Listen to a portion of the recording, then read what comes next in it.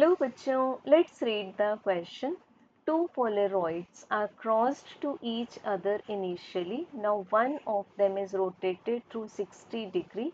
What percentage of incident unpolarized light will pass through the system now? सो बच्चों given है हमें case one के according कि दो पोलरॉइड्स एक दूसरे से क्रॉस्ड रखे हुए हैं। अब क्रॉस्ड का मीनिंग क्या होता है कि वो एक दूसरे से 90 डिग्री का एंगल बना रहे हैं। सो हम मान लेते हैं यहाँ पर कि this is the unpolarised light. ये मान लेते हैं ऑर्डिनरी लाइट है, अनपोलराइज्ड है। एंड इसको मान लेते हैं direction of propagation of light. तो इनिशियली जो दोनों पोलरॉइड्स रखे हैं वो एक दूसरे से 90 डिग्री का एंगल बनाते हैं लाइक दिस। उनके जो एक्सिस हैं वो एक दूसरे से परपेंडिकुलर हैं। सो बच्चों यहाँ पर हमें लाइट की इंटेंसिटी क्या मिलेगी? After case one 0 minimum intensity हो जाएगी।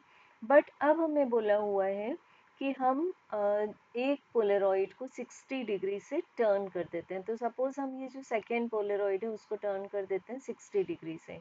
तो अब हमारे पास में फिलहाल कंडीशन क्या हो जाएगी? दिस इज द ऑर्डिनरी और अनपोलराइज लाइट, और ये हमारे पास में axis of propagation of light.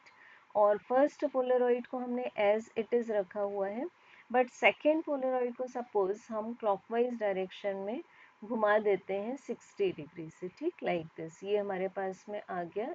ये जो पहले हमारे पास डायरेक्शन था, ये हमारे पास में पहले डायरेक्शन था इस पोलरॉइड का, तो उससे सपोज हम इसको क्लॉकवाइज घुमा देते हैं 60 डिग्री। तो अब ये फर्स्ट पोलरॉइड के एक्सिस से अब कितना एंगल बना रहा है बच्चों? 30 डिग्री बना रहा है। सो ले लेते हैं हम कि एंगल कितना है हमारे पास में? 30 डिग्री है। बट अब जो फर्स्ट पोलरॉइड है, सपोज यहाँ पर हमें लाइट इंटेंसिटी मिल रही है आई, तो जो फर्स्ट पोलरॉइड है अपने में से कितनी इंटेंसिटी को पास करता है? I/2। अब सेकेंड पोलरॉइड में से कितनी इंटेंसिटी पास होगी उसको हम कवर करते हैं with the help of Malus law.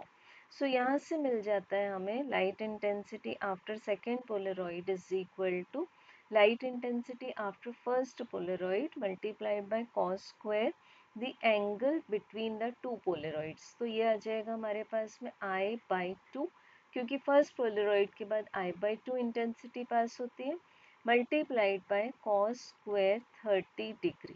अब बच्चों कॉस 30 डिग्री की वैल्यू होती है स्क्वायर रूट ऑफ 3/2। सो ये आ जाएगा I/2 मल्टीप्लाइड बाय 3/4। सो हमें फाइनल आंसर फॉर I2 क्या मिल जाएगा? 3I divided by 8। और इसको जब हम परसेंटेज में निकालना चाहते हैं तो मल्टीप्लाई कर देंगे इसको 100 से।